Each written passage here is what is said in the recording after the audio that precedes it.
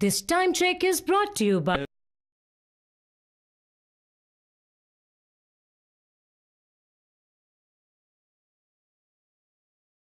نبی نبی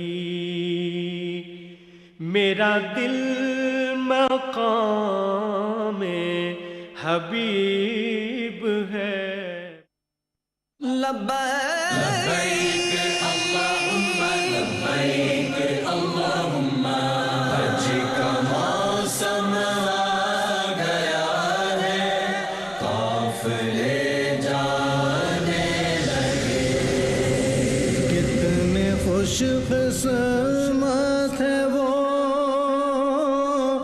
جن کا بلاوا آ گیا اس کے گھر کی مہمانی کا شرف پانے لگے لبیک اللہم لبیک اللہم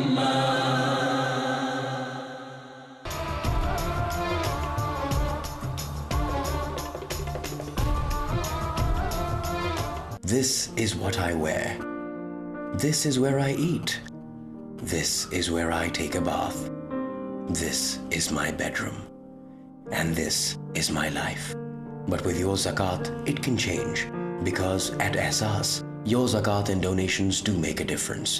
For your zakat and donations, contact Ehsaas on www.ehsaastrust.org or call 0203 617 7786.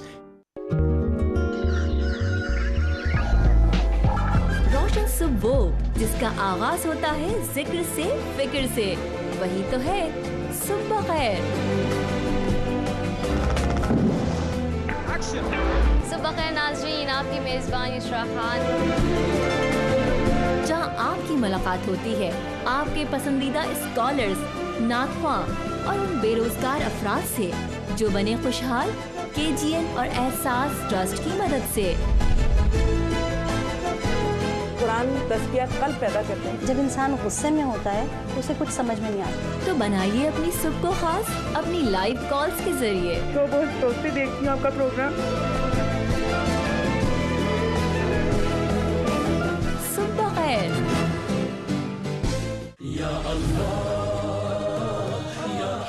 صبح بخیر دیکھیے ہر اتوار صبح 10 بجے۔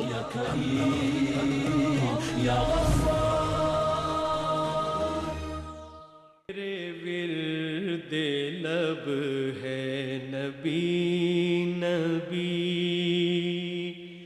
میرا دل مقام حبیب ہے۔ بسم اللہ الرحمن الرحیم، الحمدللہ رب العالمین والصلاة والسلام علی سید الانبیاء والمرسلین۔ رب اشرح لی صدری ویسر لی امری واحلل عقدۃ من لسانی یفقہوا قولی۔ یا رب بالمصطفیٰ بلغ مقاصدنا واغفر لنا ما مضی یا واسع الکرم۔ اللہم صلی علی سیدنا و نبینا مولانا محمد وبارک وسلم۔ السلام علیکم ورحمۃ اللہ وبرکاتہ۔ معزز ناظرین، آپ دیکھ رہے ہیں پروگرام احکام شریعت۔ آج کے اس پروگرام کے لیے ہم نے جس عنوان کا انتخاب کیا ہے وہ عنوان ہے احکام شریعت کی مناسبت سے احکام تعویذ، یعنی تعویذ کے تعلق سے جو شرعی احکام ہیں اس کے متعلق جو قرآن و سنت کے ہدایات ہیں، اور خاص طور پر ہمارے معاشرے میں اس موضوع کے حوالے سے جو غلط فہمیاں پائی جاتی ہیں یا کوئی اعتراض پایا جاتا ہے، اس کے حوالے سے آج کے اس پروگرام میں انشاءاللہ ہم گفتگو کریں گے۔ قرآن مجید فرقان حمید کی مختلف آیات مبارکہ جو بطور تعویذ کے پڑھی جاتی ہیں، خصوصاً وہ 2 صورتیں جو آخر میں نازل ہوئیں قرآن مجید کی، قل اعوذ برب الفلق اور قل اعوذ برب الناس، ان 2 صورتوں کے حوالے سے بھی بات کریں گے۔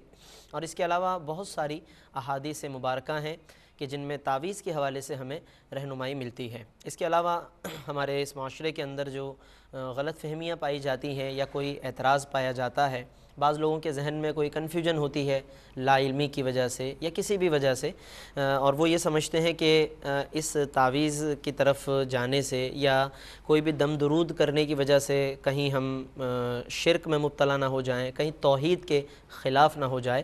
اس حوالے سے انشاءاللہ اس پروگرام میں ہم گفتگو کریں گے۔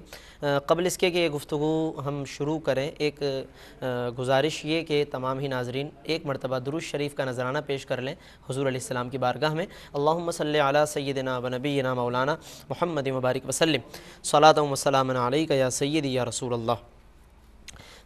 یہ قرآن مجید فرقان حمید میں جو آخری دو صورتیں ہیں، قل اعوذ برب الفلق اور قل اعوذ برب الناس، اگر ہم ان کے شان نزول میں غور کریں کہ یہ دو صورتیں کیوں نازل ہوئیں، کس موقع کے حوالے سے نازل ہوئی، تو اسی سے ہی کانسیپٹ کلیئر ہو جاتا ہے تعویذ کے متعلق اور دم کرنے کے حوالے سے، کہ اللہ تبارک و تعالیٰ نے ان چیزوں میں جو تاثیر رکھی ہے، ان چیزوں میں جو برکت رکھی ہے، وہ یقیناً اللہ تبارک و تعالیٰ کی جانب سے ہے، اور جب ایک چیز اللہ کی جانب سے ہے تو اس پر بلا وجہ کے کوئی ہمیں شبہ یا خدشہ نہیں ہونا چاہیے۔ حضور نبی کریم صلی اللہ تعالیٰ علیہ وسلم پر کچھ یہودیوں نے جو شرانگیزی کی کوشش کی اور تکلیف پہنچانے کی کوشش کی اور جادو کے ذریعے سے نقصان پہنچانے کی کوشش کی، اللہ تبارک و تعالیٰ نے نبی کریم صلی اللہ علیہ وسلم کو ان دشمنوں کے ارادوں سے اور ان ارادوں میں کامیابی سے نبی صلی اللہ علیہ وسلم کو بچایا، اور اللہ تبارک و تعالیٰ نے آپ صلی اللہ علیہ وسلم کی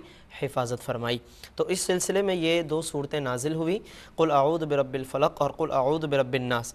ان یہودیوں نے گرہیں لگا کر ان نبی صلی اللہ علیہ وسلم پر اپنے گمان کے مطابق انہوں نے جادو کیا تھا۔ جب یہ صورتیں نازل ہوئی تو یہ ہدایت دی گئی کہ ایک ایک آیت آپ پڑھتے جائیں اور وہ گرہ کھولتے جائیں، اس طریقے سے وہ جو اثرات ہیں اس کے وہ دور ہو جائیں گے۔ چنانچہ روایتوں میں آتا ہے کہ حضرت علی رضی اللہ تعالیٰ عنہ بھی اور آپ کے ساتھ اور بھی کچھ افراد بھیجے گئے، جہاں پر ان یہودیوں نے وہ گرہیں لگا کر کچھ چیزیں ایک کنویں کے اندر ڈالی تھیں، اس کو برآمد کیا گیا۔ وہ گرہیں کھولی گئیں، ایک ایک آیت مبارکہ کو پڑھ کر گرہیں تمام جب کھل گئیں تو روایتوں میں آتا ہے نبی صلی اللہ علیہ وسلم کی طبیعت مبارکہ پر ان دو صورتوں کی برکت سے جو اثرات ہوئے مرتب ہوئے وہ یہ تھے کہ کأنما نشط من عقال، یہ الفاظ آئے ہیں روایتوں میں کہ گویا کہ جیسے رسی کو کھول دیا گیا ہو، یعنی ایک فریشنس محسوس ہوتا ہے، ایک فرحت و انبساط کی کیفیت محسوس ہوتی ہے۔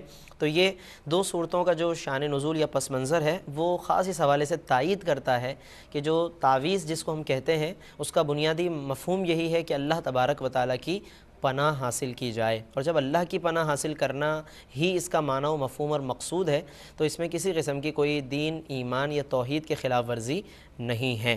حضرات حسنین کریمین رضی اللہ عنہما پر بھی نبی کریم صلی اللہ علیہ وسلم نے دم فرمایا ہے، اور اس کے بھی روایتوں میں الفاظ ہمیں ملتے ہیں، بخاری شریف میں بھی ہے، اس کے علاوہ اور بھی کتابوں میں یہ موجود ہیں کہ حضور علیہ السلام ان دونوں پر یعنی حضرت حسن اور حضرت حسین رضی اللہ عنہما پر یہ الفاظ پڑھا کرتے تھے، اعیذکما بکلمات اللہ التامۃ من کل شیطان وہامۃ ومن کل عین لامۃ، یعنی مفہوم اس کا یہ ہے کہ تم دونوں کو میں اللہ تبارک و تعالیٰ کے کلمات کے ذریعے سے اللہ کی پناہ میں دیتا ہوں تاکہ کسی بھی شیطان کا کوئی اثر نہ ہو، کسی نظر بد کا اثر نہ ہو، کسی نقصان پہنچانے والے کا اثر مرتب نہ ہو۔ تو نبی صلی اللہ علیہ وسلم نے یہاں پر جو الفاظ استعمال فرمائے ہیں وہ لفظ ہے اعیذ۔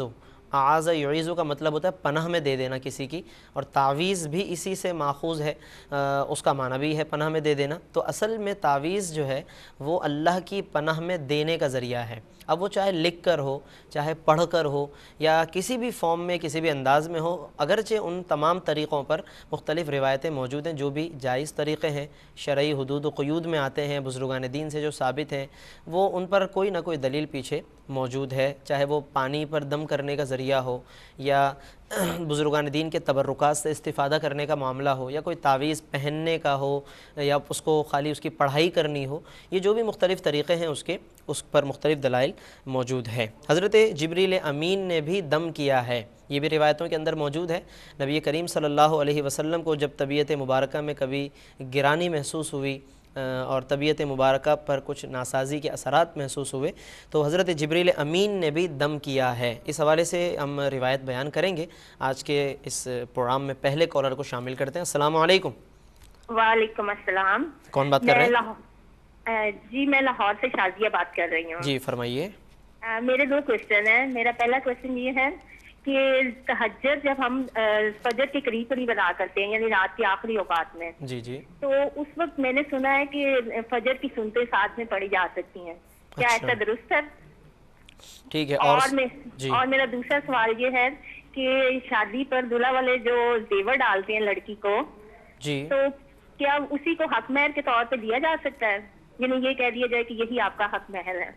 اچھا کہہ دیا گیا یہ؟ ہاں جی یہ کہہ دیا گیا کہ یہی آپ کا حق مہر ہے.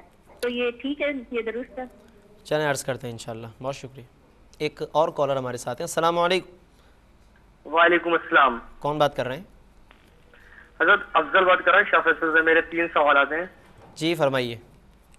پہلا سوال یہ ہے کہ حضرت کیا قربانی کے حصوں میں ہم حقیقے کے حصہ ڈال سکتے ہیں اور کیا ضروری ہے کہ لڑکی کے لیے گائے میں حصہ ڈالنا لازمی ہے یا بکری لیں اور اس کا گوشت آپ کھا سکتے ہیں؟ اور دوسرا یہ کہ جب اگر عمرے پہ لوگ جاتے ہیں، اگر ہم 4-5 افراد مرد حضرات جاتے ہیں تو عمرہ کرنے کے بعد بال جب اترواتے ہیں تو کیا ہم ایک دوسرے کے بال خود اتار سکتے ہیں ریزر سے یا ایک بندہ اتروا لے نائی سے اور باقی وہ سب کے جو ہے وہ کٹاتے ہیں؟ صحیح ہے. ٹھیک ہے. اور کوئی سوال؟ تیسرا سوال حضرت میرا آخری یہ ہے کہ خواتین کو کس عمر تک پردے کا حکم ہے؟ جیسے کہتے ہیں 70 یا 80 سال تک کوئی عمر ہے ایسی جو پردے کا خاص حکم ہو یا آخر تک بالکل جب تک زندگی ہے ان کی؟ ٹھیک ہے بہت شکریہ. ایک اور کالر ہے. السلام علیکم. السلام علیکم. وعلیکم السلام. کون بات کر رہے ہیں؟ سر میں محمد عثمان بات کر رہا ہوں دبئی سے. میرا یہ سوال ہے نماز کا کوئی اچھا فضیلت سنا دیں. کس حوالے سے؟ نماز کے حوالے سے رکوع کیسا کرنا ہے، سجدہ کیسا کرنا ہے، کیسا بیٹھنا ہے. اوہو نماز کا یعنی پورا طریقہ؟ جی سر. جی سر. یہ تو ایک پورا پروگرام بلکہ کئی پروگرام اس پر ہوں گے تو جا کر طریقہ مکمل ہوگا، لیکن انشاءاللہ کوشش کریں گے کچھ نہ کچھ اس کے حوالے سے ضرور بتائیں گے انشاءاللہ. بہت شکریہ آپ کا. تو ناظرین بات ہو رہی تھی تعویذ کے حوالے سے کہ حضرت جبریل امین نے بھی دم کیا ہے. نبی کریم صلی اللہ علیہ وسلم کی بارگاہ میں وہ حاضر ہوتے تھے اور یقیناً جبریل امین کا حاضر ہونا یہ اللہ کی طرف سے ہوتا تھا. اور اس کے بھی باقاعدہ روایت میں الفاظ آئے ہیں. صحیح مسلم میں حضرت سیدنا ابو سعید خدری رضی اللہ تعالیٰ عنہ سے روایت ہے کہ نبی کریم صلی اللہ علیہ وسلم کی بارگاہ میں جبریل آئے اور انہوں نے جو الفاظ کہے یا الفاظ پڑھے وہ الفاظ یہ تھے: بسم اللہ ارقیک من کل شیء یؤذیک من شر کل نفس او عین حاسد اللہ یشفیک بسم اللہ ارقیک. تو یہ الفاظ ہیں، ان کا ترجمہ ابھی ہم بیان کریں گے. کالر ہمارے ساتھ ہیں. السلام علیکم. السلام علیکم. وعلیکم السلام. جی میں کمل بات کر رہی ہوں گلستان جوہر سے. میرا سوال ہے مفتی صاحب کہ میرے شوہر زکوٰۃ دینا چاہتے ہیں میری والدہ کو اپنے مال کی، تو کیا وہ دے سکتے ہیں؟ شوہر آپ کے میری والدہ یعنی اپنی ساس کو. ٹھیک ہے. اور کوئی سوال؟ اور یہ ہے کہ میں اپنے شوہر سے زکوٰۃ لے کے اپنی ماں کو دے سکتی ہوں اپنے ہاتھ سے اپنے شوہر کی؟ اچھا ٹھیک ہے. اور کوئی سوال؟ ایک اور کالر ہے. السلام علیکم. ہلو. السلام علیکم. وعلیکم السلام. جی کون بات کر رہے ہیں؟ جی عبد الکلام بول رہا ہوں میں. عبد الکلام. بالکل کلام کیجئے، فرمائیے. جی مطلب میرا نام جی عبد الکلام ہے. جی اس کا معنی کیسا؟ کچھ لوگ بولتے ہیں نام صحیح نہیں ہے تو مطلب اس کے بارے میں بتا دیں سر. ٹھیک ہے چلیں. اور کوئی سوال؟ بہت شکریہ. کالر کے جوابات کو بھی کچھ شامل کرتے ہیں، اس کے بعد انشاءاللہ موضوع کی طرف آئیں گے. لیکن ایک روایت جو ہم نے ابھی آپ کے سامنے پیش کی اس کا ترجمہ آپ کے سامنے بیان کر دیں کہ جبریل امین نے جو الفاظ پڑھے بسم اللہ ارقیک، اس کا مطلب یہ کہ اللہ کے نام سے ہی میں آپ پر یہ دم کرتا ہوں. من کل شیء یؤذیک، ہر اس چیز سے کہ جو آپ کو تکلیف دے رہی ہے، اذیت دے رہی ہے. من شر کل نفس، ہر نفس کے شر سے. او عین حاسد، یا ہر حسد کرنے والے کی آنکھ اور نظر سے، یعنی کہ اس کی آنکھ اور نظر سے اللہ تعالیٰ آپ کو بچائے، کوئی اذیت دینے والی چیز ہے اللہ تعالیٰ اس سے محفوظ رکھے۔ اللہ یشفی کا، اللہ تعالیٰ آپ کو شفا عطا فرمائے۔ بسم اللہ ارقی کا، پھر آخر میں وہی الفاظ ہیں کہ اللہ کے نام سے ہی میں آپ پر یہ دم کر رہا ہوں۔ تو اصل جو تعویذ کی روح ہے، اسلامی جو تعویذ ہوتا ہے یا جس کی شرعی طور پہ اجازت ہے، وہ وہی ہوتا ہے کہ جس میں اللہ تبارک و تعالیٰ کے کلمات ہوں، اس کے کلام پاک کے کلمات ہوں، اسماء مبارکہ ہوں، اور کسی قسم کی کوئی ایسی بات نہ ہو کہ جو شریعت نے منع فرمائی ہے، جس کو ہم یہ کہہ سکتے ہیں کہ شرکیہ باتیں ہوتی ہیں، کفری الفاظ ہوتے ہیں۔ تو ظاہر ہے کہ کسی مسلمان اور مسلم کے بنائے ہوئے تعویذ میں ایسا کوئی معاملہ نہیں ہوتا کہ اس میں کوئی شرکیہ یا کفریہ بات ہو، اور خصوصاً جس کی تائید یا جن تعویذات کی تائید علماء سے حاصل ہو، مستند علماء سے، تو اس میں کسی قسم کا کوئی شبہ یا خدشہ نہیں رہتا۔ اور جب نبی کریم صلی اللہ علیہ وسلم نے صحابہ کرام کے درمیان تعویذ کے حوالے سے کسی موقع پر ممانعت بھی فرمائی، تو اس میں آپ صلی اللہ علیہ وسلم نے بالکل ممانعت نہیں فرمائی، بلکہ آپ صلی اللہ علیہ وسلم نے اس میں ایک آپشن اجازت کا بھی مرحمت فرمایا۔ چنانچہ پوری حدیث آپ کے سامنے ہم بیان کر رہے ہیں تاکہ بات سمجھنے میں آسانی ہو۔ صحیح مسلم میں اور ابو داؤد میں یہ حدیث موجود ہے۔ حضرت عوف بن مالک رضی اللہ تعالیٰ عنہ اس کے راوی ہیں۔ وہ خود فرماتے ہیں کہ کننا نرقی فی الجاہلیہ، ہم زمانہ جاہلیت میں تعویذ وغیرہ کرتے تھے۔ فقلنا یا رسول اللہ صلی اللہ علیہ وسلم، ہم نے عرض کیا کہ اے اللہ کے رسول صلی اللہ علیہ وسلم، کیف تری فی ذالک، کہ اس بارے میں آپ کی کیا رائے ہے، آپ کا کیا حکم ہے، کیا آپ فرماتے ہیں کہ ہم یہ ٹھیک کر رہے ہیں یا نہیں کر رہے ہیں؟ فقال، تو فرمایا کہ اعرضوا علی رقاکم، اپنے تعویذ مجھے دکھاؤ، جو کچھ تم پڑھتے ہو، جو کچھ تم الفاظ و کلمات استعمال کرتے ہو، وہ میرے سامنے بیان کرو۔ اور آگے پھر اصول بتا دیا، اور یہ اصول بہت جامع ہے، اسی سے بہت ساری باتیں ہم سمجھ سکتے ہیں۔ فرمایا لا بأس بالرقا، فرمایا کہ تعویذ میں کوئی حرج نہیں، ما لم تکن شرکن، جب تک کہ وہ شرکیہ اور کفریہ باتوں پر مشتمل نہ ہو۔ تو یہ ایک بنیادی اصول ہے کہ کوئی بھی شرکیہ کفریہ بات اس کے اندر نہ ہو، اللہ تبارک و تعالیٰ کے کلمات ہوں، وہ کلمات خاص طور پر جو قرآن مجید میں مذکور ہیں، احادیث مبارکہ میں مذکور ہیں، یا اگر کوئی بزرگان دین سے الفاظ ثابت ہیں لیکن ان میں کوئی بھی کفر و شرک پر بات مبنی نہیں ہے، تو اس میں کوئی حرج کی بات نہیں ہے۔ اس گفتگو کو کنٹینیو کریں گے اور سوالات کے جوابات بھی انشاءاللہ شامل کریں گے۔ بریک کا وقت ہوا ہے، دوبارہ حاضر ہوتے ہیں۔ میرے ورد لب ہے نبی نبی، میرا دل مقام حبیب ہے۔ لبیک اللہم لبیک، لبیک لا شریک لک لبیک، ان الحمد والنعمت لك والملك لا شريك لك۔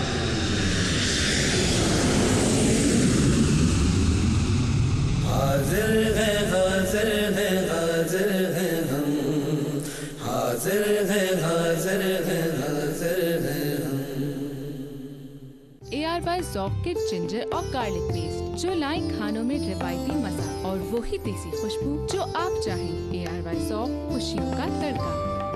میرے ورد لب ہے نبی نبی، میرا دل مقام حبیب ہے۔ الرحمن الرحیم، کالر ہمارے ساتھ ہیں۔ السلام علیکم۔ السلام علیکم۔ وعلیکم السلام ورحمۃ اللہ وبرکاتہ۔ کون بات کر رہے ہیں؟ السلام ورحمۃ اللہ وبرکاتہ، ریاض بول رہا ہوں میں جی، گلشن سے، کراچی سے۔ فرمائیے۔ معلوم کرنا تھا کہ جو بچے ہوتے ہیں، چھوٹی بیٹیاں وغیرہ، ان کے گھر میں زیور بنا کے رکھ لیا جائے جی، تو کیا ان کی طرف سے قربانی ہم کر سکتے ہیں، یا اگر ہم خود کر رہے ہیں وہ کافی ہے؟ ٹھیک ہے، اور کوئی سوال ہے آپ کا؟ ایک سوال اور بھی تھا کہ نظر وغیرہ کا تعویذ جو ہے ہم پہن سکتے ہیں ہاتھ میں یا گلے میں، اور اس کے لیے کیا احتیاط کرنا ہوگی؟ مقصد یہ ہے کہ اس کی پاکی، اور مقصد یہ ہے کہ ٹھیک ہے، سمجھ گیا بالکل۔ بہت اچھا سوال آپ نے کیا، ہمارے موضوع سے خاص طور پہ تعلق بھی رکھتا ہے، ضرور بیان کریں گے انشاءاللہ۔ بہت شکریہ۔ ناظرین، جو سوالات اب تک آئے ہیں ان کے جوابات کی طرف آتے ہیں۔ ایک بہن نے لاہور سے سوال کیا تھا کہ فجر کی جو سنتیں ہیں وہ ہم تہجد کے ساتھ ملا کر پڑھ سکتے ہیں یا نہیں، یعنی تہجد کو اگر بہت لیٹ کر کے ہم نے ادا کیا اور اس کے ساتھ پھر فجر کی سنتیں پڑھ لیں۔ اصل میں اس بات کا دار و مدار تو ہے وقت ہو جانے پر۔ اگر فجر کی نماز کا وقت شروع ہو چکا ہے تو اس صورت میں جو اس سے پہلے کا ٹائم ہے، یعنی بالکل آخری ٹائم جو سحری کا آخری وقت کہلاتا ہے روزانہ، وہی تہجد کا اختتامی وقت ہے، وہیں تک آپ تہجد پڑھ سکتے ہیں، نوافل پڑھ سکتے ہیں، اور پھر جیسے ہی اگلے لمحے اگلے منٹ سے فجر کا وقت شروع ہو جائے گا تو پھر اس وقت کے شروع ہوتے ہی آپ فجر کی سنتیں ادا کریں گے۔ تو ایسا نہیں ہے کہ فجر کا وقت شروع نہ ہوا ہو اور آپ تہجد کے ساتھ فجر کی سنتیں پڑھ لیں، وہ نوافل ہی کہلائیں گے، تہجد ہی کہلائے گا۔ اور یہ بھی نہیں ہو سکتا کہ تہجد کی کچھ رکعتیں آپ فجر کا وقت شروع ہونے کے بعد ادا کریں، دونوں کا سیپریٹ ٹائم ہے، اور اس ٹائم کا تعین بھی اذان سے نہیں کرنا چاہیے۔ بعض لوگ یہ سمجھتے ہیں، یا خواتین خصوصاً گھروں میں، کہ جب اذان کی ہمیں آوازیں آئیں گی تو اب فجر کا وقت ہوا، ایسا نہیں ہے۔ فجر کا وقت اس سے پہلے سے شروع ہو چکا ہوتا ہے عام طور پر، اور اذان جو ہے وہ کچھ دیر کے بعد دی جاتی ہے، کہیں کچھ زیادہ دیر سے، کہیں کچھ پہلے، لیکن وقت اس سے پہلے۔ تو اگر یہ نقشہ وغیرہ آپ کے پاس موجود ہو تو اس سے آپ ٹائم کا صحیح اندازہ کر کے تہجد کا بھی وقت خود بخود معلوم ہو جائے گا کہ جب سے فجر کا وقت شروع ہو رہا ہے وہ فجر ہے، اس سے پہلے تک تہجد کا ٹائم ہے، لہذا دونوں کو علیحدہ علیحدہ اپنے اپنے ٹائم میں ادا کرنا چاہیے۔ بظاہر بھلے اکٹھے نظر آ رہے ہوں کہ بالکل اختتامی وقت تک تہجد ہے اور اسٹارٹ میں سنتیں پڑھ لی، وہ بظاہر، لیکن ایک دوسرے کے ٹائم میں اس کو ادا نہیں کیا جائے گا۔ کالر ہیں، السلام علیکم۔ السلام علیکم۔ وعلیکم السلام رحمۃ اللہ وبرکاتہ۔ کون بات کر رہے ہیں؟ جی ہم شاہد بول رہے ہیں سلطان پور یو پی انڈیا سے۔ جی فرمائیے، جی سوال کیجیے۔ جی ہمارا سوال یہ ہے کہ کیا سرکار دو عالم صلی اللہ علیہ وسلم نے کبھی اذان دی ہے؟ ٹھیک ہے، اور کوئی سوال؟ جی نہیں بس شکریہ۔ چلیں بہت شکریہ، بتاتے ہیں انشاءاللہ۔ بہن نے ایک سوال اور کیا تھا کہ لڑکے کی طرف سے جب زیورات دیے جائیں لڑکی کو تو اس کو مہر میں کاؤنٹ کر سکتے ہیں یا نہیں، تو اس کا دار و مدار تو اس وضاحت پر ہے۔ اگر وضاحت کر دی گئی ہے کہ یہ جو زیورات ہم دے رہے ہیں یہی بطور مہر کے ہم دے رہے ہیں، تو اس صورت میں جب ان کی طرف سے اس کو مہر قرار دیا گیا اور لڑکے کو اس کا حق حاصل ہے کہ وہ اس کو مہر قرار دے، اور چونکہ باہم انڈرسٹینڈنگ اور مفاہمت سے معاملہ طے ہوتا ہے تو اس کو کسی قسم کا جھگڑے کا ذریعہ بھی نہ بنایا جائے، پہلے سے اس معاملے کو باہمی مفاہمت سے رضامندی کے ساتھ طے کیا جائے۔ تو اگر ایسی صورت میں کہ جب زیور کو لڑکے نے مہر قرار دے دیا، زبان سے وضاحت کر دی ہے، تو اس صورت میں پھر اس کو مہر سمجھا جا سکتا ہے اور الگ سے پھر مہر کا مطالبہ نہیں کیا جائے گا۔ افضل صاحب نے کچھ سوالات کیے تھے۔ ایک سوال انہوں نے کیا تھا کہ قربانی میں عقیقہ شامل کر سکتے ہیں یا نہیں، تو بارہا بتایا جا چکا ہے کہ قربانی میں عقیقے کا حصہ شامل کر سکتے ہیں، لیکن ایسا نہ ہو کہ جس حصے میں آپ نے قربانی کی نیت کی اسی میں عقیقہ ہو، ایسا نہیں ہو سکتا۔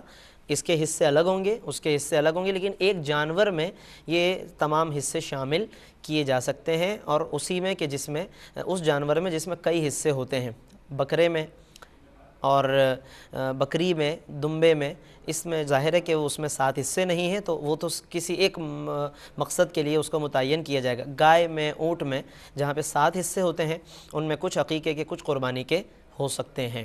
ایک سوال انہوں نے اور کیا کہ لڑکی کا حصہ کیا یہ ضروری ہے کہ گائے میں ہی ہو؟ بعض لوگ یہ سمجھتے ہیں کہ لڑکی ہے تو اس لیے گائے میں حصہ ہونا چاہیے، اور لڑکا ہو تو پھر اس کے لیے بکرا ہونا چاہیے، یہ لوگ ایسا سمجھتے ہیں۔ اس پر گفتگو کریں گے۔ ایک کالر ہیں، السلام علیکم۔ السلام علیکم۔ وعلیکم السلام سر، کیا حال ہے؟ ٹھیک ٹھاک ہیں الحمدللہ۔ کون بات کر رہے ہیں؟ سر میں اسلام آباد سے بات کر رہا ہوں، وحید احمد۔ جی فرمائیے۔ سر میں کیو ٹی وی کا اب سمجھیں کہ میں فیملی ممبر بھی ہوں، تو کوشچن میرا یہ ہے کہ میری وائف ہے، اکثر وہ پریشان ہو جاتی ہے، ڈر جاتی ہے، اور جس قسم عالم کے بھی پاس گئے ہم تو وہ کہتے ہیں کہ اس کے اوپر تعویذات کیے گئے ہیں اور اس پہ اثرات ہیں، خرچے بھی بہت زیادہ کر لیتے ہیں، لیکن وہ کچھ عرصے بعد پھر اس پہ وہ مسئلہ ذہنی طور پہ بن جاتا ہے۔ تو یہ سامنے ہی بیٹھی ہوئی ہیں، تو ہو سکتا ہے یہ آپ سے یہ چاہتی ہیں کہ کچھ مفتی صاحب اس طرح کی مہربانی فرما دیں کہ کوئی قرآن پاک کی کوئی ایسی آیت بتا دیں جو رسول اللہ صلی اللہ علیہ وسلم کی حدیث پاک کہ اس کے ورد کریں اور وہ اثرات وغیرہ ہم پہ دوبارہ کبھی مڑ کے نہ آئے۔ چلیں ٹھیک ہے انشاءاللہ۔ اور کوئی؟ ایک اور کالر ہے، السلام علیکم۔ السلام علیکم۔ اچھا، ایک سوال جو ابھی بتایا گیا آپ کو کہ بعض لوگ یہ سمجھتے ہیں کہ لڑکی کا حصہ یا اس کا عقیقہ جو ہے وہ گائے میں اور لڑکے کا بیل میں یا بکرے میں، تو یہ ایسی کوئی بات نہیں ہے۔ گائے میں لڑکے اور لڑکی کے لیے حصے شامل ہو سکتے ہیں، اسی طریقے سے لڑکے کے ولادت پر بکری کا عقیقہ بھی ہو سکتا ہے، بکری کے ذریعے سے لڑکی کے لیے بکرے کو قربان کیا جا سکتا ہے۔ اس جانوروں کے مذکر و مؤنث ہونے کا لڑکے اور لڑکی کے مذکر و مؤنث ہونے سے کوئی تعلق نہیں ہے۔ اصل یہ کہ جانور شرعی معیار اور عمر کے مطابق ہونا چاہیے، عیوب سے پاک ہونا چاہیے، باقی یہ کہ عقیقے کے حصے شامل کیے جا سکتے ہیں۔ اور ایک سوال انہوں نے اور کیا کہ جب حج میں یا عمرے میں سر مڈانے کا یعنی حلق یا تقصیر کا جو وقت آ جاتا ہے تو اس میں ایک احرام والا دوسرے احرام والے کا سر مونڈ سکتا ہے یا نہیں، تو اس کی اجازت ہے، اس میں کوئی حرج نہیں ہے۔ اور گلستان جوہر سے کنول صاحبہ نے ایک سوال کیا تھا کہ شوہر جو ہے وہ ساس کو زکوٰۃ دے سکتا ہے یا نہیں، تو اگر وہ مستحق کے زکوٰۃ ہیں ساس، تو زکوٰۃ کا حقدار ہونے کی صورت میں جو اصل معیار ہے شریعت مطہرہ کی طرف سے کہ ان کے پاس کوئی ایسی سیونگ نہیں ہے، کوئی ایسے زیورات کے جو نصاب تک پہنچتے ہوں اور وہ باقاعدہ زکوٰۃ کی شرعی حقدار بن رہی ہیں، تو ان کو یہ زکوٰۃ دے سکتے ہیں۔ پھر انہوں نے بہن نے یہ بھی پوچھا کہ شوہر جو ہے میرے ہاتھوں سے میری والدہ تک یہ زکوٰۃ کی رقم دے سکتے ہیں یا نہیں، تو اس میں کوئی حرج کی بات نہیں ہے۔ اصل جو ممانعت ہے اپنے والدین کو زکوٰۃ دینے میں، تو وہ جب اپنی زکوٰۃ آپ دے رہے ہیں اپنے مال سے، لیکن جب شوہر کا وہ مال ہے، شوہر اپنی زکوٰۃ دے رہے ہیں اور وہ ساس ہیں سامنے، تو ایسی صورت میں آپ کے ہاتھوں کے ذریعے سے وہ زکوٰۃ دی جا سکتی، اس میں حرج نہیں ہے۔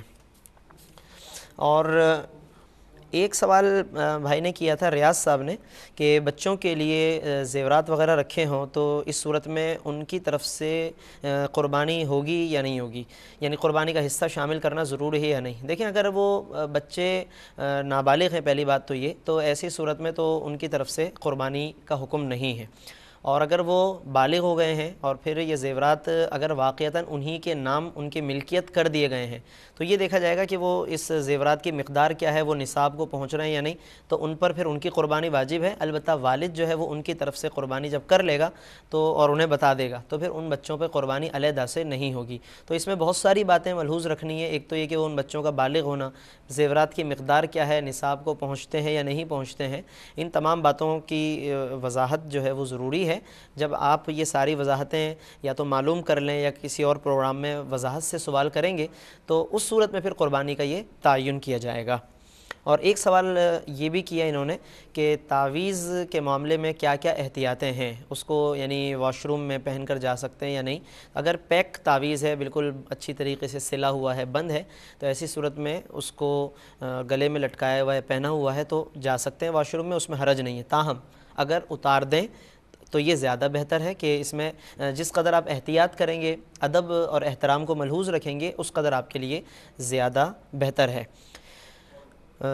اور ایک اور سوال شامل کرتے ہیں، ایک کالر ہے ہمارے ساتھ۔ السلام علیکم۔ وعلیکم السلام۔ کون بات کر رہے ہیں؟ سرفراز بات کر رہا ہوں اسلام آباد سے۔ جی فرمائیے۔ سر جی یہ جو پرائز بانڈ کا انعام ہے یہ جائز ہے یا پرائز بانڈ رکھنے جائز ہے اور ان کا انعام بھی جائز ہے؟ ٹھیک ہے، اور کوئی سوال؟ شاہد صاحب نے ایک سوال کیا تھا کہ نبی کریم صلی اللہ علیہ وسلم نے اذان دی ہے یا نہیں۔ بہت سارے لوگوں میں یہ بات ایک غلط مشہور کر دی گئی ہے، کچھ موبائل ایس ایم ایس ایسے چلتے ہیں اور اس میں لکھا ہوتا ہے کہ نبی صلی اللہ علیہ وسلم نے اذان نہیں دی، ایسی باتیں پھیلائی جاتی ہیں، لیکن اس طرح کی کوئی بات نہیں ہے۔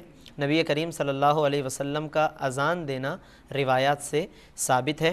حضرت امام جلال الدین سیوطی رحمۃ اللہ تعالیٰ علیہ نے بھی اس پر تحقیق فرمائی ہے۔ اس کے علاوہ اعلیٰ حضرت امام احمد رضا علیہ الرحمہ نے بھی اس پر تحقیقی کلام فرمایا ہے، مختلف علماء نے اس پر گفتگو فرمائی ہے، اور خلاصہ اس کا یہ ہے کہ نبی کریم صلی اللہ علیہ وسلم نے خاص طور پر ایک سفر کے موقع پر کہ جہاں پر آپ کے ساتھ چند اصحاب ساتھ تھے تو نبی کریم صلی اللہ علیہ وسلم نے اذان دی ہے، اور اس کی تائید انہوں نے خاص طور پر اس کو مزید یوں دلیل کے ساتھ پختہ کیا کہ اس اذان میں نبی کریم صلی اللہ علیہ وسلم نے اشہد ان محمد رسول اللہ کے جو الفاظ ہیں اس کو آپ صلی اللہ علیہ وسلم نے یوں ادا کیا کہ اشہد انی رسول اللہ، میں گواہی دیتا ہوں کہ میں اللہ کا رسول ہوں۔ تو حضور علیہ السلام نے جب خود اذان دی تو اس میں باقاعدہ یہ آپ نے جملہ ادا کیا کہ میں گواہی دیتا ہوں کہ میں اللہ کا رسول ہوں. تو یہ بالکل واضح تائید ہے اس بات کی کہ نبی کریم صلی اللہ علیہ وسلم نے اذان دی ہے. اس کے علاوہ حضرت امام حسن رضی اللہ عنہ کے حوالے سے خاص طور پر روایت موجود ہے کہ جب ان کی ولادت ہوئی تو حضور نبی کریم صلی اللہ علیہ وسلم نے ان کے کان میں اذان دی. تو یہ جو اس طرح ولادت کے موقع پر اذان دینے کا معاملہ ہے اس موقع پر بھی نبی کریم صلی اللہ علیہ وسلم کا اذان دینا ثابت ہے. تو اذان میں کوئی ایسی بات نہیں ہے کہ جو نبی صلی اللہ علیہ وسلم جس کی وجہ سے اس سے احتیاط فرمائیں, اجتناب فرمائیں اور اذان نہ دیں. اذان میں کوئی ایسی بات نہیں ہے. بعض لوگ یہ ایسے بھی غلط میسج چلائے جاتے ہیں کہ جی اگر وہ اذان اگر دی ہوتی یا دے دیتے تو ہر چیز جو ہے اس پر واجب ہو جاتا, حاضر ہونا مسجد میں, اور تمام چیزیں جو ہیں وہ کائنات کا نظام دھرم برہم ہو جاتا. وہ اس طرح کی یہ فرضی باتیں لوگ پھیلاتے ہیں اور غلط پھیلاتے ہیں, اور یہ موبائل کے میسیجز کے ذریعے سے بہت ساری اس طرح غلط باتیں معاشرے میں پھیل رہی ہیں, پھیلائی جا رہی ہیں بغیر سند کے اور بغیر حوالے کے, بغیر علماء سے تحقیق کیے اس کو فارورڈ کرتے ہیں اور معاذ اللہ ثواب سمجھ کر فارورڈ کرتے ہیں. تو ہمیں بچنا چاہیے اس طرح کی غلط باتوں سے, اور یہ بات بالکل ذہن میں رکھنی چاہیے کہ اذان دینا بھی نبی کریم صلی اللہ علیہ وسلم سے ثابت ہے. ایک کالر ہے. السلام علیکم. وعلیکم السلام. جی کون بات کر رہے ہیں؟ سر میں عرفان بات کر رہا ہوں ملتان سے. جی فرمائیے. سر میرا ایک سوال ہے کہ لڑکے نے لڑکی کو طلاق دی ہے مولوی سے لکھوا کے. اچھا. ہاں تو لڑکے نے لڑکی کو نہیں کہا, آمنے سامنے بیٹھ کے انہوں نے نہیں کہا کہ میں نے اس کو طلاق دیا, لیکن مولوی سے لکھوا کے ہم نے کسی اور کے ہاتھ میں بھجوائی ہے. یعنی جا کر خود ہی کہا کہ آپ لکھ دیں؟ نہیں لڑکے نے خود نہیں کہا, لڑکا اور اس کے والد صاحب مولوی کے پاس گئے ہیں, وہاں سے لکھوا کے. نہیں وہی نا, مطلب لڑکا مولوی صاحب کے پاس گیا اور زبان سے مولوی صاحب کو کہا کہ آپ لکھ دیں. جی لکھ دیں. ٹھیک ہے. ہاں تو لکھوا کے اور لڑکی گھر ہم نے بھجوا دی. کتنی طلاقیں لکھوائی؟ بس ایک لکھوائی. تین نہیں ایک لکھوائی ہے. تو مولوی نے کہا ہے کہ یہ پہلے مہینے ایک ہوگی, پھر دوسرے مہینے آپ آؤ گے تو پھر دوسری مرتبہ ہوگی, پھر تیسرے مہینے آؤ گے تو پھر تیسری مرتبہ ہوگی, پھر طلاق ہوگی. اگر ان 3 مہینوں میں اگر آپ کی رسائی ہوگی تو پھر طلاق نہیں ہے, اگر نہ ہوئی تو پھر طلاق ہے. کیا یہ سر فی الحال جو ایک لکھوائی تھی وہ آپ نے بھیج دی ہے وہاں پر؟ ہم وہ بھیج دیے. چلیں ٹھیک ہے, لیکن اب مزید جانے کی آپ کو ضرورت نہیں ہے, کہیں اور مزید طلاق لکھوانے آپ نہ جائیں, اور انشاءاللہ مزید ابھی میں وضاحت کرتا ہوں آپ کے سامنے. ایک اور کالر ہے. السلام علیکم. ناظرین مزید کچھ سوالات کے جوابات انشاءاللہ شامل کرتے ہیں, بریک کا وقت ہوا ہے, دوبارہ حاضر ہوتے ہیں. میرے ورد لب ہے نبی نبی, میرا دل مقام حبیب. لبیک اللہم لبیک, لبیک لا شریک لک لبیک, ان الحمد والنعمت لک والملک لا شریک لک.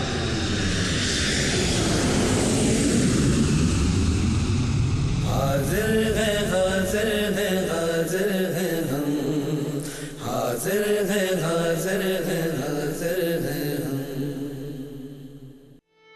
ممات عالم برزخ کی ایک منزل ہے, ذرا سی دیر کو رستے میں سو گیا ہوں میں. معروف نعت گو شاعر اور ARYQTV کے سینئر ریسرچر جناب مہر وجدانی رضائے الہی سے انتقال کر گئے ہیں. برتھ ڈے ہو یا ویلنٹائنس ڈے, ویڈنگ اینیورسری یا ہو نیو ایئر, ہر خوشی کے موقع پر سہولت بازار آپ کے ساتھ اپنے پیاروں کے گھروں کو کرے روشن, بھیج کر جنریٹر اب صرف 100 پاؤنڈز میں. اس کے علاوہ آپ بھیج سکتے ہیں لذیذ اور تازہ مٹھائی UK اور یورپ میں.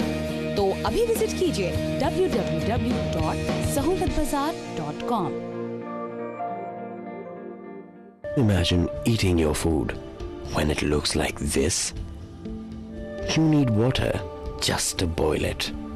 But a lot of people don't even have that. Well, they do. But it looks like this. Make a difference in someone's life.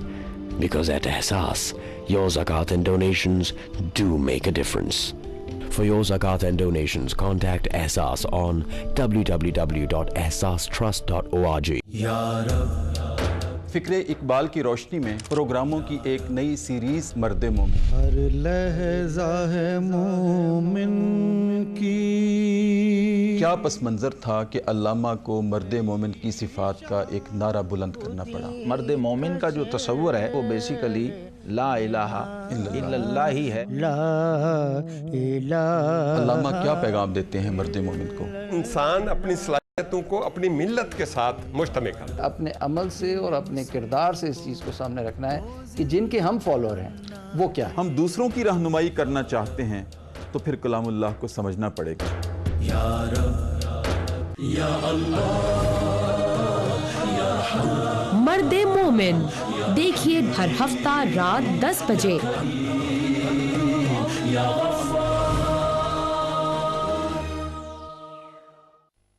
Whatever your next destination, reach for the sky at flightcatchers.com. Find a quote in seconds for the world's leading airlines to all major destinations. Check out exclusive deals to Pakistan, India, Bangladesh, Sri Lanka, Dubai, and holiday packages around the globe. Call our multilingual staff 24/7 on 0207 183 1818. That's 0207 183 1818. Flightcatchers.com. Soaring high above the rest. میرے ورد لب ہے نبی نبی. میرا دل مقام حبیب ہے. بسم اللہ الرحمن الرحیم. کالر ہے ہمارے ساتھ. السلام علیکم. السلام علیکم. جی کون بات کر رہے ہیں؟ عادیہ خان. جی فرمائیے سوال کیجیے. کیا سوال ہے آپ کا؟ جی میرا سوال ہے کہ میرے شوہر ہے نا بہت گالی دیتے ہیں. اچھا تو اب آپ کیا چاہتی ہیں؟ اس کے بارے میں اور ہر وقت غصہ بہت ہے. ٹھیک ہے چلیں انشاءاللہ رہنمائی کرتے ہیں آپ کی. ایک اور کالر ہے. السلام علیکم. السلام علیکم. وعلیکم السلام. جی جی فرمائیے کیا سوال ہے. کون بات کر رہے ہیں؟ میں جی مسز افتخار بات کر رہی ہوں ورک اینڈ سے. جی جی فرمائیے. مفتی صاحب میرا سوال. جی بات کیجیے. تو ایک بھائی نے سوال کیا تھا اسلام آباد سے اپنے وائف کے حوالے سے کہ بہت زیادہ ان پر خوف طاری رہتا ہے, ڈر جاتی ہیں. تو اس ڈر اور خوف کے حوالے سے انہوں نے وظیفے کے حوالے سے بات کی تھی. بہتر یہ کہ سورہ قریش کی زیادہ سے زیادہ تلاوت کریں اور خود یعنی آپ اگر تلاوت کرتے ہیں تو پڑھ کر اس کو زیادہ سے زیادہ پڑھ کر ان پہ دم کر دیں, تو اس دم کرنے سے بھی انشاءاللہ فائدہ ہوگا. اور خود وائف جو ہیں وہ بھی اگر اس کو تلاوت کریں, اس کو پڑھیں, تو انشاءاللہ یقیناً اس کی برکت سے خوف جو ہے وہ زائل ہوگا اور ایک سکون قلبی انشاءاللہ محسوس ہوگا.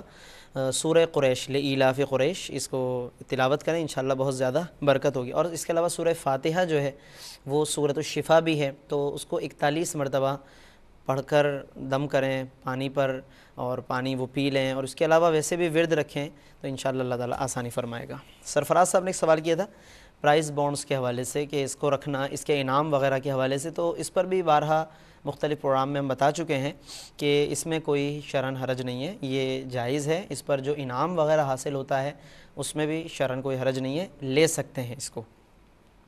ملتان سے ایک بھائی نے ابھی سوال کیا تھا کہ انہوں نے ایک طلاق لکھوائی مولوی صاحب کے پاس جا کر, اور انہوں نے ایک طلاق لکھ کر دی اور وہ پھر انہوں نے بھجوا دی, اور پھر آگے مزید آنے کو کہا ہے ان کو کہ پھر اگلی مہینے میں آپ آئیں, پھر اس کے بعد آئیں, یعنی شاید وہ دوسری پھر لکھ کے دیں گے, پھر تیسری لکھ کر دیں گے.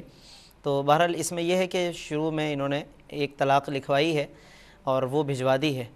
تو یہ ایک طلاق جو لکھ کر دی گئی اس کو انہوں نے اس کو بھجوا دیا, تو یہ ایک طلاق بہرحال واقع ہو چکی ہے اور اب یہ ایک طلاق جو ہے یہ رجعی طلاق کہلاتی ہے، یعنی اس میں آپ رجوع کر سکتے ہیں۔ رجوع کا مطلب ہے کہ زبان سے آپ اپنی اس طلاق کو واپس لے سکتے ہیں، یعنی وہ ہو تو چکی ہے، وہ شمار میں تو باقی رہے گی، لیکن یہ کہ عدت کے اندر اندر، یعنی جب تک وہ عورت اس طلاق کے ہو جانے کے بعد 3 مرتبہ اسے ماہواری نہ آ جائے، جب تیسری مرتبہ وہ غسل کر کے پاک ہو جائے گی تو پھر یہ عدت ختم ہو جائے گی۔ لہٰذا اس عدت کے اندر اندر یہ پورا بھی عرصہ باقی ہے، اس کے اندر آپ زبانی طور پر بھی کم از کم رجوع کر سکتے ہیں۔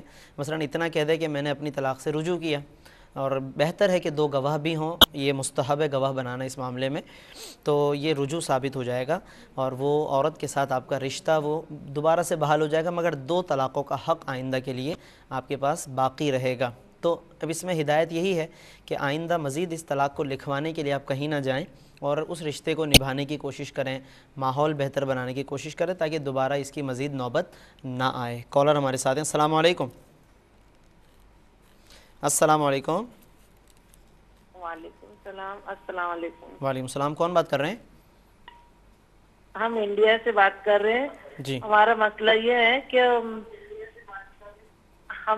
ہمارا اس سال حج کا نمبر لگ گیا ہے، تو ہم یہ جاننا چاہتے ہیں کہ احرام یہاں سے ناگپور کے ایئرپورٹ سے باندھیں گے یا جدہ میں باندھیں گے، اور احرام کے دنوں میں غسل وغیرہ کرنا ہے جیسے جینٹس، اس لیے یہ مسئلہ ہم کو جاننا ہے پورا۔ آپ نے ڈائریکٹ ناگپور سے جدہ جانا ہے؟ چلیں انشاءاللہ بتاتے ہیں۔ ایک اور کالر ہے ہمارے ساتھ، السلام علیکم۔ السلام علیکم۔ وعلیکم السلام۔ کون بات کر رہے ہیں؟ میں لاہور سے بات کر رہی ہوں۔ میرا سوال یہ ہے کہ اگر جو مر جاتا ہے مردہ، اس کو پتہ چلتا ہے جب اس کو پڑھ کے کچھ ثواب بھیجتے ہیں، قرآن پڑھ کے یا نفل کچھ بھی، اسے پتہ چلتا ہے کہ میری بیوی ہے، میرے کوئی بچہ یا بیٹا یا ماں باپ کون بھیج رہا ہے۔ تو دوسرا سوال یہ ہے کہ مردے کو کیا پڑھ کے سورۃ الملک اور نفل اور کیا پڑھنا چاہیے، اس کے لیے بہتر کیا ہے پڑھنا؟ ٹھیک ہے، اور کوئی سوال؟ نہیں، فی الحال یہی ہے۔ چلیں بتا دیں انشاءاللہ۔ تو بھائی کے لیے زیادہ بہتر اب یہی ہے کہ بس ایک طلاق پر اکتفا کریں اور دوسری اور تیسری کی طرف جانے کی ضرورت نہیں ہے۔ اور کسی پروگرام میں ہم یہ بھی بتا چکے ہیں کہ عام طور پر لوگوں کی ایک عادت بن چکی ہے کہ وہ جب طلاق دیتے ہیں تو 3 طلاقیں دیتے ہیں۔ یہ غلطی ہے، اور شاید کہ لوگوں کو یہ پتہ نہیں ہے کہ ایک طلاق دی جائے تو وہ بھی ہو جاتی ہے۔ بہت سارے لوگوں کو جب یہ بات بتائی جاتی ہے تو بڑی حیرت کرتے ہیں، کہتے ہیں ایک طلاق بھی ہو جاتی ہے، بہت حیرت سے پوچھتے ہیں۔ تو جب لوگوں کے ذہن میں ظاہر ہے یہ غلط فہمی ہوگی کہ ایک طلاق بھی ہو جاتی ہے، یعنی طلاق ہو جانے کا مطلب ہے کہ عورت جدا ہو جاتی ہے اور پھر اس میں آپشن آپ کے پاس موجود ہوتا ہے، موقع ملتا ہے آپ کو کہ آپ رجوع کر سکتے ہیں عدت کے اندر اندر، اور بعد میں کئی دفعہ ایسا ہوتا ہے کہ جب غصہ ٹھنڈا ہوتا ہے پھر افسوس ہوتا ہے۔ تو اس لیے ہم اکثر و بیشتر یہی بیان کرتے ہیں کہ آپ 3 طلاقوں تک بات کو نہ لے جائیں، اگرچہ جب دیں گے تو وہ ہو جائیں گی، اور جب ہو جائیں گی تو پھر اس میں معاملہ بہت سنگین ہو جاتا ہے۔ اب لوگ ادھر ادھر پھر مارے پھرتے ہیں اس کو کہ کوئی صورت نکل آئے، کوئی راہ نکل آئے، تو اس سے کہیں بہتر ہے کہ ہم اس 3 کے فگر تک جانے کے بجائے ایک طلاق پر اکتفا کر لیں، زیادہ سے زیادہ 2 دے دیں، لیکن 3 کی تعداد ہم اس میں اس طرف نہ جائیں، اور یہ غلط فہمی یا یہ ذہن میں جو بات بیٹھی ہوئی ہے اس کو نکال دیں کہ جی بس 3 دیں گے تبھی جو ہے وہ طلاق پڑے گی یا تبھی جدائی واقع ہوگی، تو ایسا نہیں ہے۔ 1 سے بھی طلاق واقع ہوتی ہے، 2 دی جائیں وہ بھی واقع ہوتی ہیں، 3 دی جائیں تو پھر اس کا معاملہ بہت سنگین ہو جاتا ہے۔ یہ ایک فرق ہے کہ ہمارے پاس موقع رہتا ہے، آسانی رہتی ہے پہلی اور دوسری میں، تو لہٰذا اس فرق کو ہمیں سمجھنا چاہیے۔ بہن نے ابھی سوال کیا انڈیا سے کہ وہ حج کے لیے جانے والی ہیں، تو ناگپور سے وہ احرام باندھیں وہاں کے ایئرپورٹ سے یا جدہ سے، تو انہوں نے یہ وضاحت نہیں کی کہ ان کی فلائٹ ڈائریکٹ جدہ کی ہے یا کہاں کی ہے۔ غالباً یہی ان کے سوال کا مقصد تھا کہ ڈائریکٹ جدہ ہے اور وہاں سے مکہ مکرمہ ہے، تو ایسی صورت میں ان کو بہتر تو یہی ہے کہ وہیں اپنے ناگپور سے ایئرپورٹ سے ہی وہ احرام باندھ لیں، اور جب فلائنگ ہو جائے، کچھ جہاز اڑان بھر لے جب، تو پھر کچھ دیر کے بعد وہ نیت کریں، یعنی احرام انہوں نے اپنے آپ کو احرام کی طور پر لباس اختیار کر لیا، نوافل بھی بے شک انہوں نے پڑھ لیے، لیکن ایک احتیاط علماء یہ بیان فرماتے ہیں کہ جب تک جہاز جو ہے وہ فلائی نہ کرے تو اس وقت تک نیت نہ کریں۔ جب تھوڑی بہت فلائنگ ہو جائے تو پھر آپ نیت کر لیں، لبیک اللہم لبیک ہے، اور جو بھی آپ کی نیت ہے عمرے کی تو آپ وہ نیت کر لیں. تو بہتر یہی ہے کہ یہاں سے احرام کا وہ لباس اختیار کر لیں, مرد حضرات ہیں یا خواتین ہیں نوافل وغیرہ بھی ادا کر لیں. اور جبکہ جدہ, اور اگر یہاں سے ڈائریکٹ فرض کیجئے کہ مدینہ شریف جانا ہے تو اس صورت میں تو حرم مکہ کی طرف اگر نہیں جانا تو اس صورت میں تو ظاہر ہے کہ احرام نہیں ہے. مدینہ منورہ کی حاضری کے بعد پھر جب مکہ مکرمہ جانا ہوگا تو پھر وہاں سے جو بیچ میں ذوالحلیفہ کا میقات آتا ہے پھر وہاں سے احرام باندھا جائے گا. ایک کالر ہے. السلام علیکم. السلام علیکم سر. وعلیکم السلام. کون بات کر رہے ہیں؟ سر وسیم بات کر رہا ہوں دبئی سے. جی فرمائیے. سر میرے 3 سوال ہیں. جی. پہلا تو یہ ہے کہ میں ایک آفس میں جاب کرتا ہوں اور وہاں پہ ایک پریئر روم ہے, مطلب ایک چھوٹی سی مسجد ہے. تو ادھر نمازیں پڑھائی جاتی ہیں, چھوٹی چھوٹی جماعتیں, جو آتا جاتا ہے وہ جماعتیں ہم پڑھا رہے ہوتے ہیں, لیکن اذان نہیں دی جاتی. زہر ہماری وہاں آتی ہے, اثر آتی ہے, کبھی مغرب بھی آ جاتی ہے. تو آیا یہ اس طرح کی نماز بغیر اذان کے, اس کے متعلق آپ کیا فرمائیں گے؟ ٹھیک ہے. دوسرا سوال. دوسرا سوال ہے میرا کہ اس طرح کی سچویشن میں اگر ہم 4-5 بندے موجود ہیں, اس میں امامت کا موقع کس کو دیا جائے گا؟ ہم عموماً داڑھی والے کو دیکھتے ہیں کہ یہ اس کو مطلب پریفر کرتے ہیں, تو آپ کو مطلب اس بارے میں کیا فرمائیں گے؟ اچھا. اور میرا آخری سوال یہ ہے کہ ہم لوگ یہ بچوں کو نظر سے بچانے کے لیے ان کے ہاتھ میں کالا دھاگا ڈال دیتے ہیں, ایک ڈوری سی, وہ مطلب تعویذ کی اس میں ہم سمجھتے ہیں, تو اس کے بارے میں کیا حکم ہے؟ وہ مطلب آیا جائز ہے؟ اس کے متعلق ذرا بتائیے گا. ٹھیک ہے, ضرور بتاتے ہیں انشاءاللہ. ہاں, اور ایک سوال کیا تھا ابھی بہن نے لاہور سے کہ ہم جب تلاوت کرتے ہیں مردے کے لیے, مرنے والے کے لیے, تو تلاوت جو کرتے ہیں اسے پتہ چلتا ہے یا نہیں چلتا ہے؟ کون تلاوت کر رہا ہے, کیا تلاوت کر رہا ہے؟ دیکھیں روایات سے تو یقیناً اس بات کی تائید ہوتی ہے کہ اسے اس کا پتہ چلتا ہے. اور یہاں تک جب بخاری شریف میں فرما دیا کہ انہ لیسمع قرع نعالہم, وہ چپلوں کی آہٹ کو سنتا ہے, تو جوتے کی آہٹ کو سماعت کرتا ہے. تو تلاوت قرآن تو سبحان اللہ اس کی تو اسے برکت بھی محسوس ہو رہی ہے, اس پر جو اس کے اثرات روحانی مرتب ہو رہے ہیں اس کو بھی محسوس کرتا ہے وہ, اور پڑھنے والے کو بھی وہ پہچانتا ہے. مسند احمد میں فرمایا کہ کون اسے غسل دیتا ہے وہ اس کو بھی پہچانتا ہے. اور انہ لیعرف من یغسلہ ومن یحملہ ومن یدلیہ فی قبرہ, جس نے قبر میں اتارا اسے بھی پہچانتا ہے, جس نے اسے اٹھایا کندھا دیا اسے پہچانتا ہے, غسل دینے والے کو پہچانتا ہے, تو یہ تلاوت کرنے والے کو بھی پہچانتا ہے. اور یاسین شریف پڑھیں, سورہ ملک پڑھیں, تو یہ زیادہ بہتر ہے. اور تلاوت قرآن مکمل طور پر پڑھیں, یقیناً بہت اچھی بات ہے. اور ابھی جو بھائی نے سوال کیا کہ آفس میں ہم نماز پڑھتے ہیں, پھر مختلف لوگ آتے رہتے ہیں, جماعت بھی کراتے ہیں, تو اذان کے بغیر, تو اس میں کوئی مطلب حرج نہیں ہے, نماز ہو جائے گی. ایک اگر اذان ہو چکی ہے اس محلے میں, علاقے میں, اور اس کی آواز آ گئی ہے تو وہ کافی ہے. ورنہ ایک اذان دے دی جائے اور اس کے بعد جو لوگ بھی آتے ہیں تو وہ اگر جماعت اس طرح کراتے رہتے ہیں, اقامت کہہ لینا البتہ بہتر ہے. جو لوگ جماعت کرائیں گے وہ اقامت کہتے جائیں اور جماعت کرا سکتے ہیں, تاہم یہ نماز ہو جائے گی, اس میں کوئی حرج نہیں ہے. پھر انہوں نے کہا کہ امامت کون کرائے, تو یقیناً جو باشرہ ہے اور اس کا یعنی کہ قرات وغیرہ خاص طور پر یہ بھی دیکھنا ہے کہ جو وہ تلفظ کر رہا ہے, پڑھ رہا ہے, وہ بھی صحیح ہو, اور اس کے عقائد و نظریات بھی اسلام کے تعلیمات کے مطابق ہوں, اور جو شریعت مطہرہ کا حکم ہے داڑھی کے حوالے سے اس کی صحیح پابندی ہو. تو ان تمام باتوں کو ہمیں بہرحال ملحوظ خاطر رکھنا ہوگا. امامت کے حوالے سے یہ بنیادی باتیں جو علماء نے بیان فرمائی ہیں. اور ایک کالے دھاگے کے حوالے سے انہوں نے پوچھا نظر بد سے بچانے کے لیے, تو ہاں یہ تجربات سے ثابت ہے اور